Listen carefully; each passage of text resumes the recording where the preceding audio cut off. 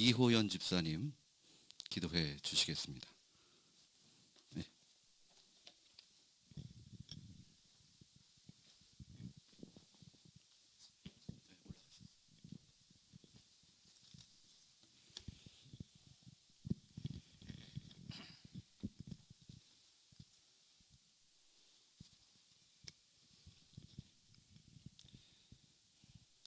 할렐루야. 찬양과 영광을 받으시기에 합당하신 하나님 아버지 감사합니다. 오늘도 목사님을 통하여 참 좋으신 하나님 아버지 제목으로 위대한 하나님 나라의 상속자라는 말씀을 듣게 하시고 그 말씀으로 세상을 이기고 우리 삶의 자세가 바뀌어 그리스도의 향기 나는 삶이 되어 승리의 길을 걷게 도와주시옵소서. 하나님의 뜻을 몸소 행하신 예수님을 본받아 살지 못하고 나만 위하여 살아가는 부끄러운 모습을 이 시간 내려놓고 용서를 구합니다. 온전하지 못한 저희를 항존직 피택자로 세우셔서 하나님 나라와 몸된 교회와 우리 이웃을 향한 봉사와 헌신을 다짐합니다. 제사보다 나은 순종으로 하나님 은혜를 체험하게 하심을 진심으로 감사드립니다. 교육 시간마다 말씀을 통해 달고 오묘함을 깨닫게 하시는 강사 목사님들에게 성령의 동행하심과 인도하심으로 크고 의로운 오른손으로 늘 강건하게 잡아주시옵소서. 하나님 아버지, 이제 항존자 피택 교육 일정도 얼마 남지 않았습니다. 시작부터 이제까지 함께하여 주셔서 순서마다 간섭하시고 종착역까지 주께서 역사하여 주실 것을 믿고 감사드립니다. 이 모든 말씀 부족한 죄인 예수님 이름으로 기도드리옵나이다.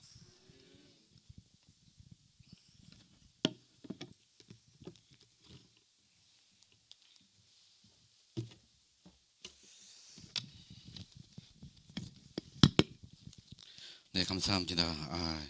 여러분들 우리 이제 얼마 안 남았죠? 다음 주까지 하면 이 책은 다 끝나게 됩니다. 여러분 열심히 이렇게 달려와 주셔서 시험도 안 보게 되고 얼마나 좋은지 모릅니다. 예, 여러분들 어떤 분은 시험 보면 자기 임지가 안 받겠다 그러신 분도 계셔가지고 그런 두려움이 있는 이 시험을 안 보게 되었습니다. 여러분들 열심히 하신 그런 것 때문에라고 생각합니다. 여러분들 다들 식구가 오늘 20과인데요. 여러분 성경 다 미리 예습하고 오셨죠? 목소리가 좀 아닌데. 네, 하여튼 빨리 다 가야 되니까. 자, 우리 고린도후서 3장 12절에서 18절의 말씀 우리 같이 한번 읽어보도록 하겠습니다. 고린도후서 3장 12절에서 18절까지의 말씀 한 절씩 교독하겠습니다. 아직 오셨나요? 예, 읽겠습니다. 우리가 이 같은 소망이 있으므로 담대히 말하노니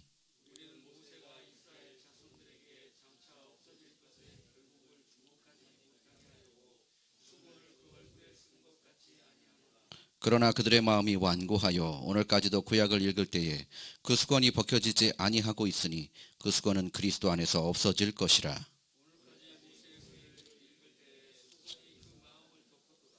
그러나 언제든지 주께로 돌아가면 그 수건이 벗겨지리라.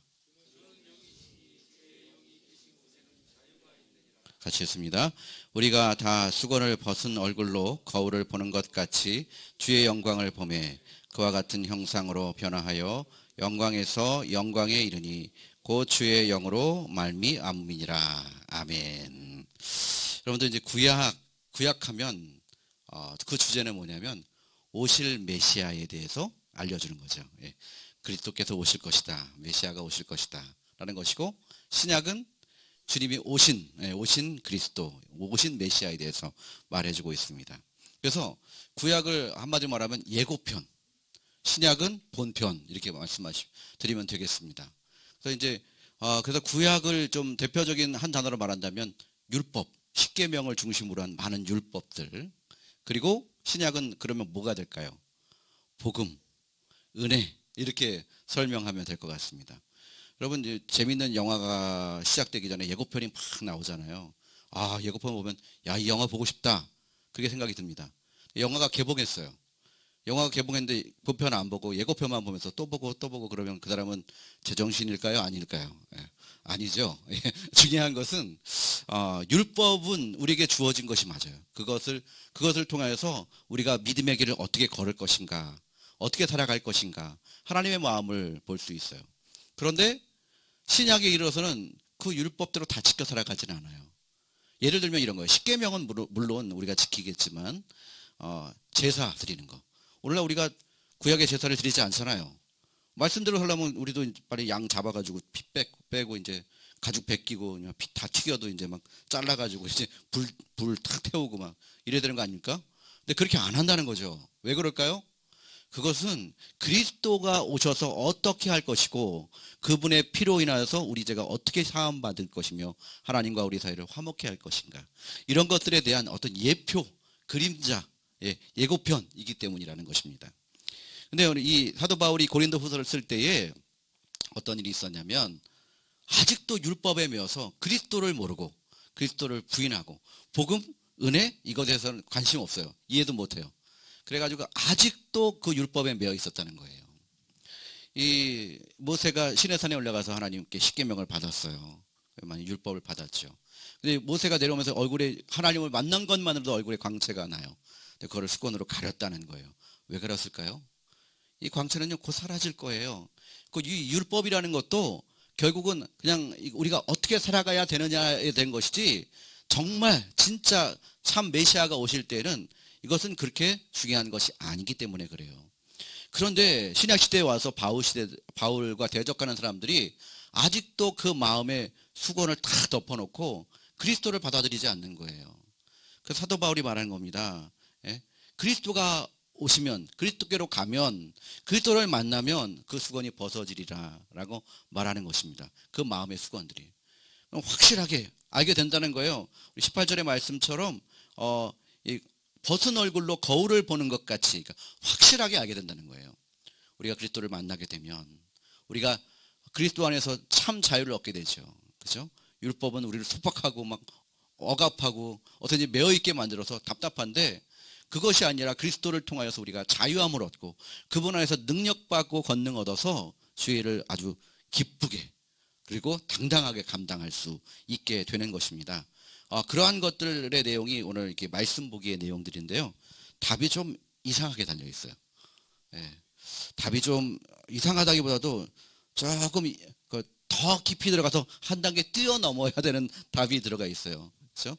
얼굴을 가리는 이유 중에 두 가지가 있겠죠. 하나는 뭐 자기를 너무 우상시할까봐, 저 모세를 봐, 시내산에 내려왔는데 얼굴이 광채가 나, 그래서 우상시할까봐, 그리고 그가 들고 있던 율법을 우상시할까봐 얼굴을 가린 것도 있겠지만, 그 얼굴에서 빛이 사라지면 빛이 사라졌네, 이제 능력을 잃었나봐 라고 하면서 실망할 그런 모습도 있을까봐 하는 모습들도 있겠습니다만은, 내용은, 답은 거기 뒤에 적혀있는 답은 별로 이렇게 신경 쓰지 마시고 제가 말씀드린 것을 보시면 되겠습니다. 자, 그럼 우리 강의 듣기 들어가 보겠습니다. 자, 처음에 보면요, 교회의 항존직은 우리 스스로 감당할 수 있는 것이 아니다. 하나님께서는 교회를 위해 친히 항존직을 세우셨다. 우리가 뭐 항존직을 감당하는 게 우리가 할 수 있는 것이 아니다라는 말을 하는 것은요, 우리 힘으로 하면 항상 문제가 나타나기 때문에 그래요. 그래서 하나님의 은혜와 하나님의 주시는, 공급해 주시는 그 힘으로 하는 것이 중요한 것인데요, 그러기 위해서는 우리가 날마다 새로운 은혜를 사모해야 된다는 것입니다. 우리가 왜 성경을 날마다 읽고 왜 날마다 기도를 하죠? 성경 여러분들 다 한 번씩은 읽어보셨잖아요. 그죠? 성경 일독 다 해보셨잖아요. 그죠? 여러분들 항존직 정도 되면 이제 여러분 나이만큼 정도는 읽어주셔야, 뭐 고개를 못 들으시는 분들도 있는데, 그 정도는 읽어줘야 되는데, 그럼에도 불구하고 우리가 왜 또 날마다 말씀을 읽고 기도를 합니까? 새로운 은혜를 사모하기 때문에 그래요. 그리고 살기 위해서 그러는 거예요. 살기 위해서. 이 은혜를 또 사모하고 날마다 말씀 가운데를 안 가면 사탄에 의해서 우리는 또 넘어지고 또 자꾸만 실패하고 시험 들고 이러기 때문에 그래요. 날마다 하나님 앞에 나가서 그 말씀 붙드는 것이야말로 내 영혼이 사는 그런 비결이기 때문에 그렇습니다. 그래서 신앙생활을 자전거 페달을 밟는 것과 같은 것으로 표현하고 있지 않습니까? 자전거 페달은 계속 밟지 않으면 결국 넘어져요. 마찬가지로 우리가 날마다 하나님 앞에 나아가서 그 은혜를 구하고 주님의 말씀을 들으며 말씀대로 순종하면서 그 순종함의 열매를 먹는 것, 그게 우리의 어떤 신앙생활이라고 말할 수 있을 것 같습니다. 항존직에게는 이것이 꼭 필요하죠. 자, 그럼 첫 번째 항존직의 신앙사상. 여기 보면 보통 항존직 신앙사상은 무엇이라고 말할 수 있을까라고 하면서 두 가지 유형의 사람들을 말해요. 하나는 어떤 체험적인 신앙을 말하는 분들입니다. 어떤 이적과 기사. 예, 여러분들도 체험하신 분도 있을 거예요. 병이 낫는다거나 어떤 기도가 정말 신비하게 응답이 된다거나 이런 기적과 기사를 통해서 하나님의 통치를 믿는다는 어떤 신앙의 기반을 둔 사람들을 어떤 체험적인 신앙을 갖는 사람들이다라는 것이고요. 또 한쪽은 지적이고 어떤 철학적이고 이런 이성적인 그런 것들을 통해서 신앙생활의 기반을 쌓는 사람들이 있어요. 둘 다 너무나도 중요합니다. 한쪽으로만 치우치면 이단이 생기거나 너무 냉랭하거나 이런 문제가 생기게 됩니다. 많은 대부분의 이단들이 자기들만의 해석 플러스 아주 말도 안 되는 어떤 신비 체험이라고 막 그런 것들을 하게 됩니다. 저는 어느 기도원에 잘못 갔는데 거기서 막 사람들을 이렇게 세우더니 막 장풍을 쏘더라고요. 그래서 근데 사람들 팍팍 쓰러져요. 근데 저한테 딱 쏘길래 가만히 있었거든요. 근데 다시 한번 쏘더라고요. 가만히 있었어요. 그랬더니 다리를 걸더라고요. 이렇게. 넘어질 뻔했는데 안 넘어졌어요. 네. 그리고 좀 이따 제가 나왔습니다. 그랬는데 뭐 그런 일들도 있습니다만은 그게 중요한 것이 아니라 이게 더 옳고 어느 것이 더 중요하다라고 말하기 전에 제일 중요한 것은 141페이지 맨 밑에 보니까 뭐라고 하냐면 가장 중요한 신앙의 기반은 십자가에서 죽으시고 사신 예수 그리스도께 두어야 한다. 십자가 신앙을 말해주고 있습니다. 여러분 사실 우리가 십자가 신앙, 우리의 신앙은 십자가를 경험했는지 경험하지 못했는지에 따라서 나누게 됩니다.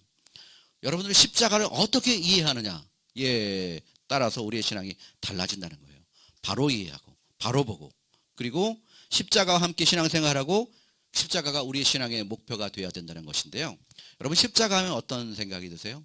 십자가, 예수님의 희생, 내 뜻대로 마옵시고 아버지의 뜻대로 하옵소서. 예, 되게 중요하죠. 내 뜻이 아닌 하나님의 뜻대로 살아가는 삶. 그것도 십자가의 신앙이라고 볼 수 있어요. 또 이 십자가의 신앙은 하나님이 무한하신 사랑을 말하는데 자격 없는 나를 용서해 주신 정말 말도 안 되는 그러한 사건인 것이죠. 마치 1만 달란트 탕감받은 사람의 모습과도 같은 것이죠. 또 뭐가 있습니까? 신분이 달라지는 것이죠. 십자가로 인해서 우리 구원받은 우리는 죄인 사탄의 자식에서 하나님의 자녀가 되는 신분이 너무나도 달라진 것이죠. 또 예수님과 함께 죽고 살았기 때문에 나의 삶은 하나님의 것입니다. 주님의 것입니다. 그 크신 사랑을 이 십자가를 어떻게 이해하느냐에 따라서 그 마음과 삶과 그리고 신앙생활이 달라지는 것이죠. 그래서 뭐라고 나오냐면 142페이지 셋째 줄 보면 이 십자가 신앙은 우리로 하여금 청결한 마음을 갖게 한다라고 했습니다. 청결하다, 깨끗하다. 여러분 왜 그럼 반대로는 더럽다, 이제 추하다 그렇게 볼 수 있겠죠. 더럽고 추한 마음은 왜 생길까요? 그 욕심에서 나오겠죠. 욕심이 뭘 낳죠? 죄를 낳고 죄가 사망을 낳잖아요. 예, 그렇습니다. 우리가 뭔가를 자꾸만 욕심을 부리기 때문에 물론 욕심이 없어서는 안 되겠죠. 근데 헛된 세상 것에 대한 욕심을 갖기 때문에 청결한 마음을 갖지 못합니다. 그런데 예수님께서는 팔복을 말씀하시면서 첫 번째 복을 뭐라고 말씀하셨냐면 심령이 가난한 자는 복이 있나니 라고 말씀하셨어요. 심령이 가난하다는 건 뭘까요? 내가 어떤 세상에 무엇으로 채울 수 없음을, 나를 채울 수 없고 그것으로 나는 살아갈 수 없음을 깨닫게 되는 상태, 주님만이 나의 전부입니다라고 깨닫게 되고 고백하게 되는 상태, 그것이 바로 심령이 가난한 상태입니다. 그것이 바로 청결한 마음의 사람이라는 것이죠.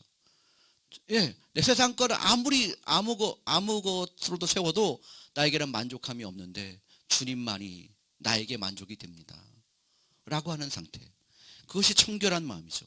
이것이 중요한 겁니다. 이런 청결한 마음이 있을 때 욕심이나 더럽고 추한 모습이 아닌 모습으로 봉사할 수 있다는 것입니다. 기독교를 왜 욕할까요? 사람들이 막 개독교라 그러고 막 손가락질하고 왜 욕할까요? 딴 게 있습니까? 욕심 부리고 권위 부리고 욕심 부리고 자기 욕심대로 막 다 살고 속이고 그렇게 살아가니까요. 세상 사람들은 손가락질을 하는 이유가 그겁니다. 너네들만이라도 청결하고 깨끗한 마음을 가져야지. 세상 다 썩어 있는데 너 기독교인이라는 하나님을 믿는다는 사람들이 그렇게 더럽게 살면 어떡하냐라는 그러한 고백인 것입니다. 그런 물음인 것이지요. 두 번째는 십자가 신앙으로라고 하면 선한 양심을 갖게 한다. 이 성도의 양심, 그런 것이 되게 중요한 것입니다. 베드로전서 3장 16절 17절에 보면요, 이런 말씀이 있어요. 선한 욕심을 가지라. 이는 그리스도 안에 있는 너희의 선행을 욕하는 자들로 그 비방하는 일에 부끄러움을 당하게 하려 함이라. 선을 행함으로 고난받는 것이 하나님의 뜻일진데 악을 행함으로 고난을 받는 것보다 나으니라 라고 말하고 있습니다. 그래요. 예. 예전에 선한 양심을 가지라는 말을 나왔는데, 선한 양심, 선한 욕심을 갖는 것, 그것이 그리스도 안에 있는, 그러니까 여러분들이 선행을 행함으로 다른 사람들이 보고 부끄러워하는 거예요. 신약의 다른 부분에 보면 다른 사람 머리 위에 숯불을 올려놓는다라고 그런 표현으로 나와요. 여러분, 숯불을 머리에 올려놓으면 어떻게 됩니까? 예, 두꺼워서 얼굴이 막 빨개지겠죠. 부끄러워한다는 거예요. 막 악하게 대하고 막 뺨 때리고 그러는데 이쪽 뺨 들려대고, 예?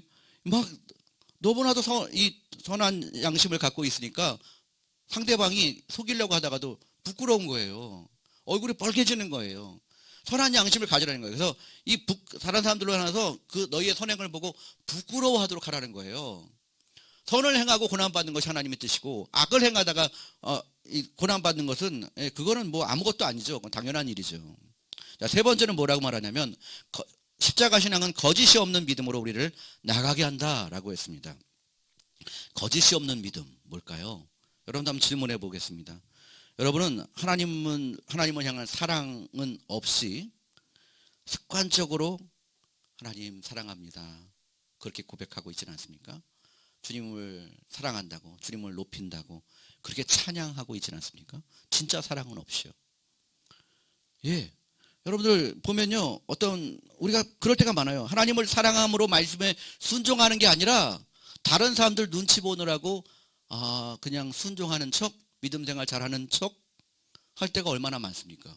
이게 바로 거짓이 있는 믿음이죠. 거짓된 믿음이죠. 그런 믿음이 아니라 진짜 하나님을 사랑함으로 하나님을 찬양하고 높이고 그분의 말씀에 순종하고 기쁘게 순종하여 그렇게 기쁘게 순종할 때 하나님 주신 놀라운 하늘의 영광과 비밀과 복된 열매들을 맛보게 되는 것이죠. 두 번째, 항존직의 신앙 자세 나옵니다. 항존직의 신앙 자세를 보면 여기 보면 중간중간에 보면 항존직들이 가져야 할 몇 가지 중요한 신앙적 자세.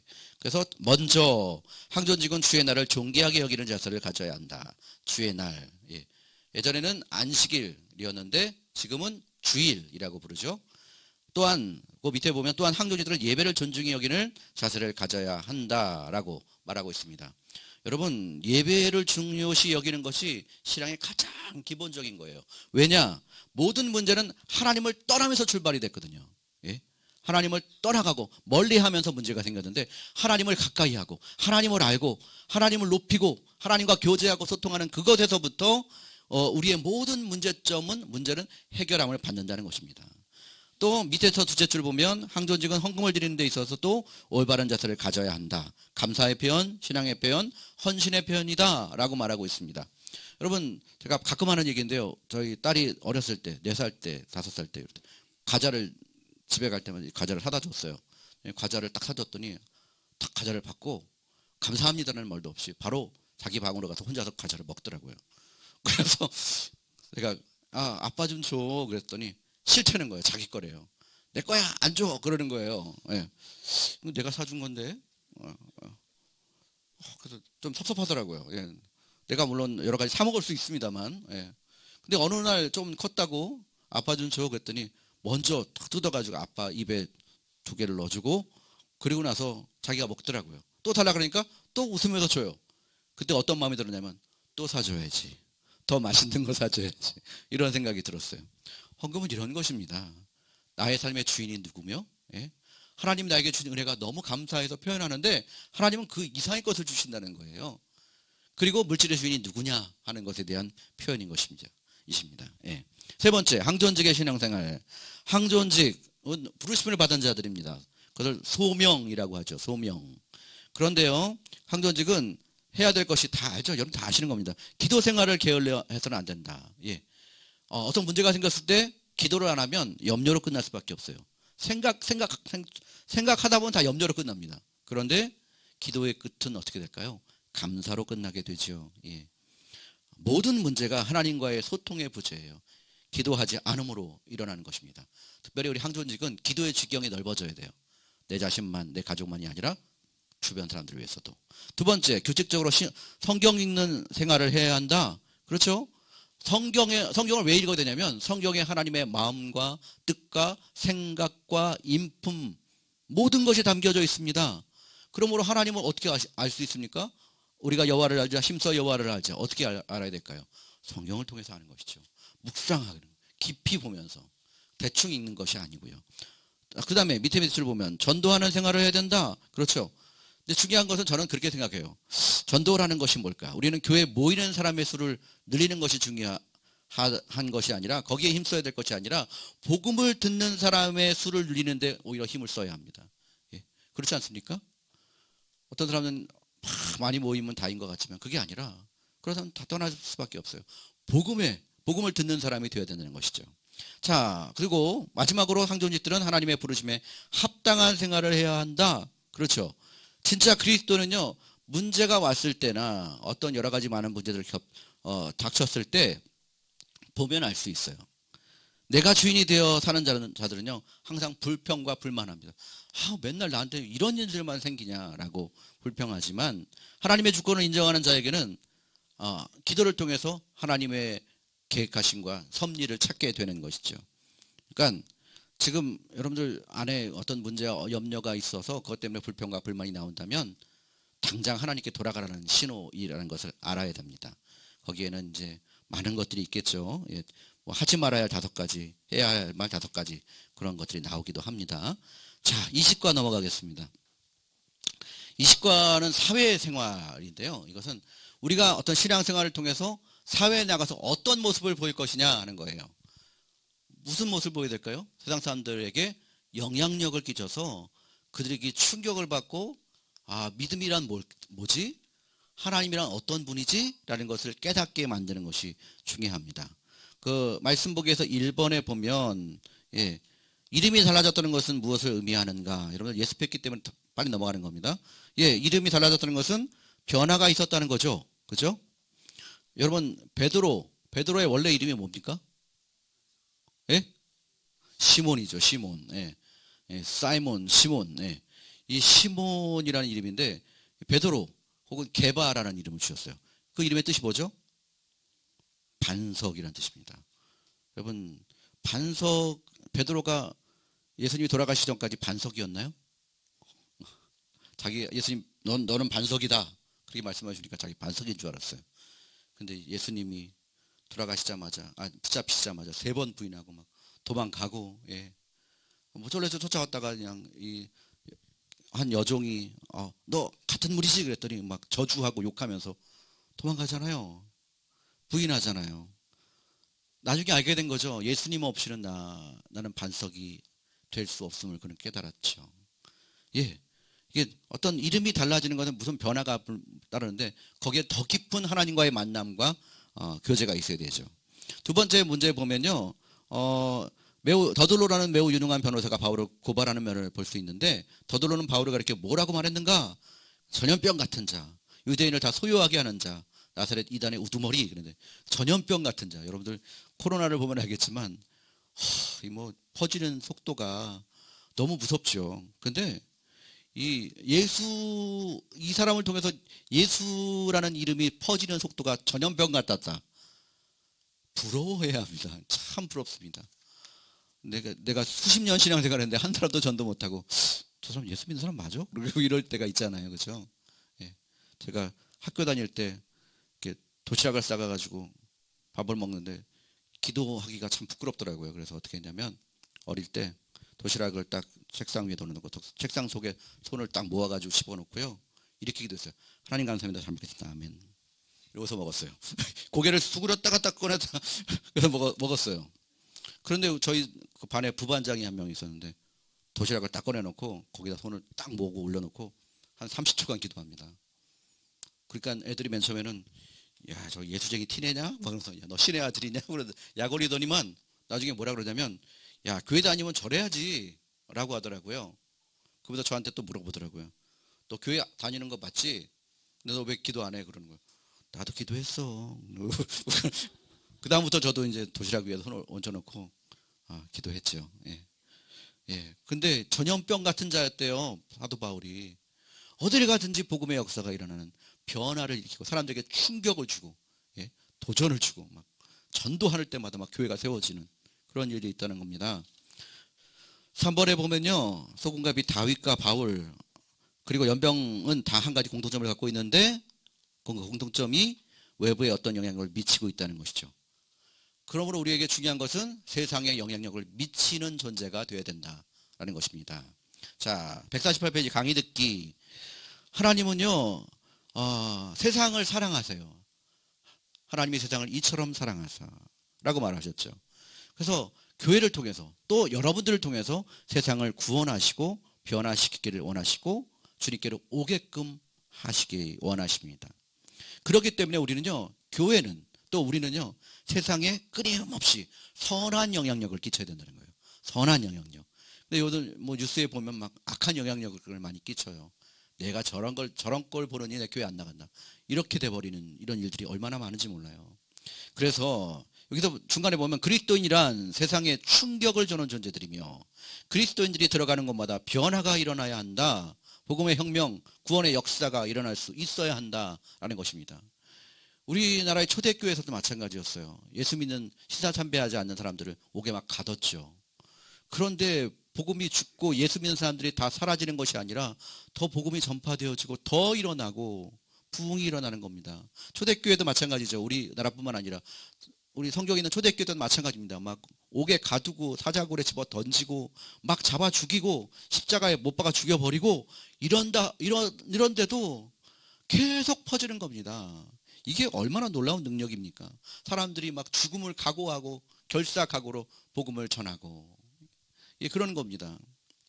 예, 우리에게 가장 필요한 것, 믿지 않는 자에게는 전도를, 믿는 자에게는 도전을, 그렇죠? 예, 믿는 사람들에게는 말씀을 통해서 불편함을 줘야 돼요. 무슨 불편함일까요? 내가 잘못 살고 있구나. 내가 이렇게 살면 안 되지. 조금 힘들죠. 이게 다시 아주 편하게 죄악 가운데 살아가는 삶을 고쳐나가는 게 힘들죠. 그런데 그런 불편함이 필요해요. 그래서 어떤 분이 교회를 다니면서 교회를 정하려고 이사를 와서 이것저것 교회를 다니면서 어느 교회 등록했대요. 그런데 등록한 그분을 이제 목사님이 만나서 어떻게 우리 교회 등록하게 되셨습니까? 라고 물었더니 그분들이 이렇게 말씀하셨대요. 저는요 교회를 정하기 전에 이렇게 기도했다는 겁니다. 그 가족이 목사님의 말씀을 들으면서 마음이 불편해지는 교회를 찾게 하소서 기도했다는 거예요. 근데 오늘 목사님 말씀을 들어보니까 마음이 너무 불편해져가지고 등록을 하게 됐다는 거예요. 여러분들 예수님 때문에 불편하셔야 돼요. 그렇죠? 예수 믿는 게 뭐 그냥 대충 이 정도만 하면 되지라고 하면 편하게 신앙생활을 할 수 있죠. 근데 그건 아닙니다. 불편함이 있어야 돼요. 그래야 세상에 충격을 줄 수 있어요. 그래야 전도할 수 있고요. 그래야 하나님이 누구시지? 라고 여러분들을 통해서 하나님을 구하게 되는 것입니다. 자, 그래서 이제 어떻게 그런 변화를 시킬 수 있는지에 대해서 요셉의 생애를 통해서 간단히 살펴보자라고 하는데요. 자, 요셉의 생애, 여러분 요셉을 잘 아실 거예요. 요셉은 별명이 꿈을 꾸는 자 그랬어요. 그렇죠? 그래서 여러분 생각해 보세요. 꿈은 꾸는 겁니까? 꾸어지는 것입니까? 예, 꾸어지는 것이죠. 내가 꿈 꾸고 싶어서 꿈 꾸는 겁니까? 아니죠. 그렇죠? 요셉은 꿈이 꾸어졌어요. 무슨 꿈을 꿨나요? 예, 예. 형들의 단이 자기의 단에다가 절하는 거. 해와 달과 11별이 절하는 거. 예, 이 꿈을 꾸어진 거예요. 누가 이 꿈을 꾸게 하셨을까요? 하나님이 꾸게 하셨죠. 하나님은 이 꿈을 통해서 비전을 보여주신 거예요. 그렇죠? 꿈이었지만 그에게는 비전이었고 미래에 대한 소망이었어요.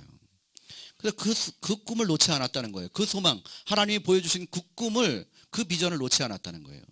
그가 팔려 내려가서 죄수로 끌려가고 감옥에 들어가고 뭐 종이 되고 별 여러 가지 막 강간범으로 몰리기도 하고 이러한 가운데도 하나님이 보여주신 그 꿈만은 잊지 않았다는 거예요.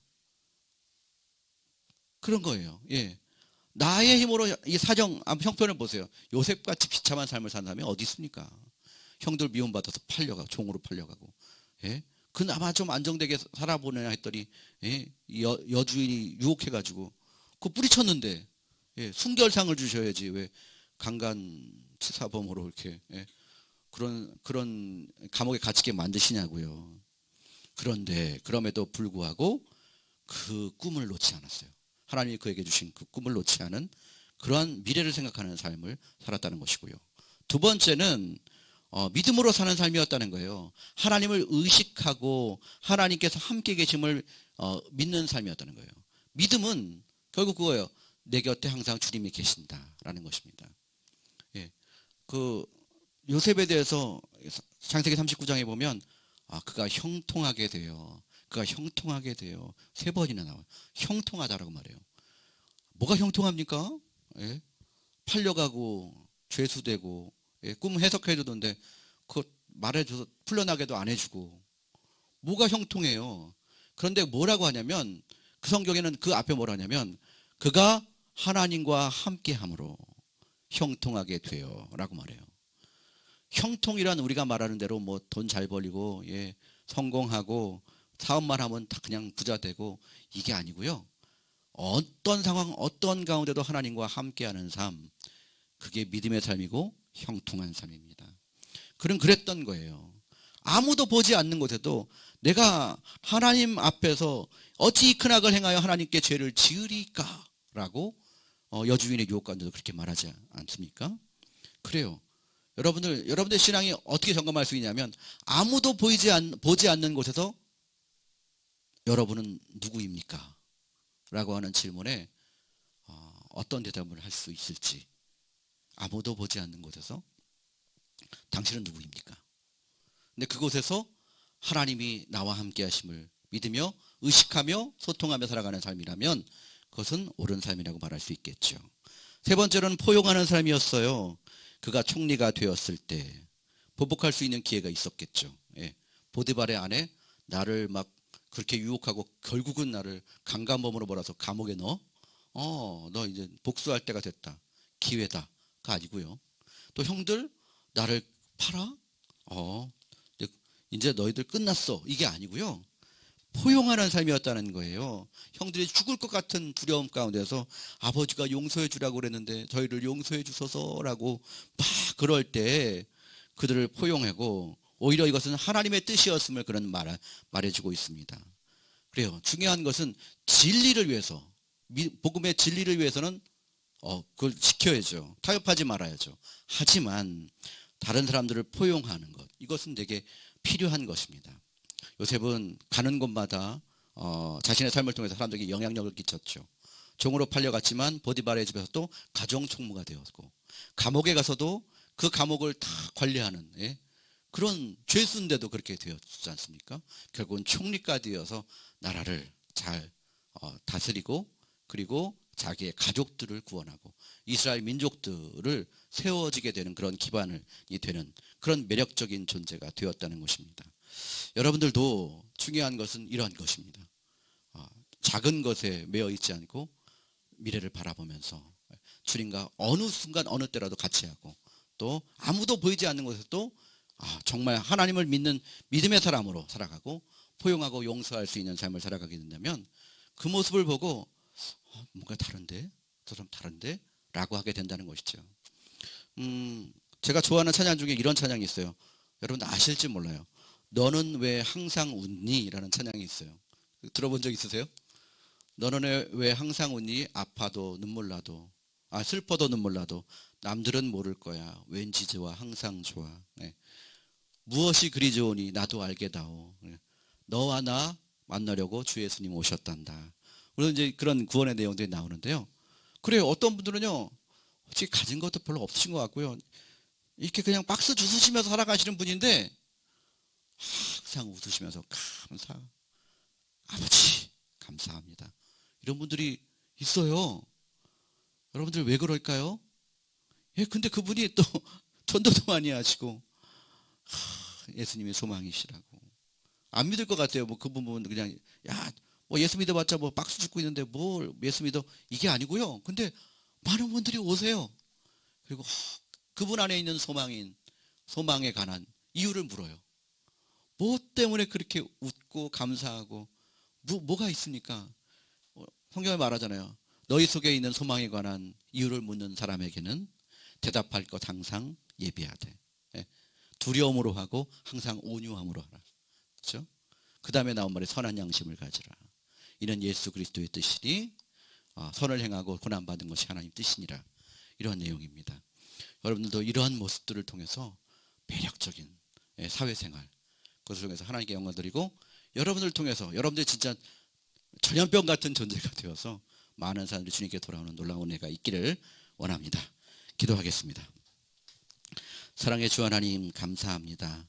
오늘도 우리 함께 나와서 우리 피택사들이 함께 주님의 말씀, 우리의 신앙과 사회생활을 어떻게 해야 할지를 돌아보았습니다. 하나님, 그렇습니다. 주님을 통하여서 구원받은, 은혜받은 존재들이 주님 때문에 변화받는 삶 되기 원합니다. 우리 힘으로는 아무것도 할 수 없지만 주님이 능력 주시고 주님 은혜 안에서 성령 충만하게 될 때에 우리 안에 있는 이 빛이 흘러나가서 많은 사람들에게 영향력을 끼치고 또한 많은 사람들에게 충격을 주는 삶을 살아가게 될 줄로 믿습니다. 하나님, 주님이 주신 약속의 말씀을 꼭 붙들고 어떤 어려움 가운데도 흔들리지 아니하며 언제나 주님과 동행하는 형통한 삶 살아갈 수 있게 하여 주옵소서. 하나님, 주님이 함께 하심의 진정한 복임을 깨달아서 하나님, 정말 많은 사람들에게 우리가 전염병 같은 존재가 됨으로 말미암아 세상이 감당치 못하는 그러한 일을 감당하는 우리 모든 항존직들 다 되게 하여 주옵소서. 감사드리며 예수님의 이름으로 기도하옵나이다. 아멘. 네, 수고하셨습니다.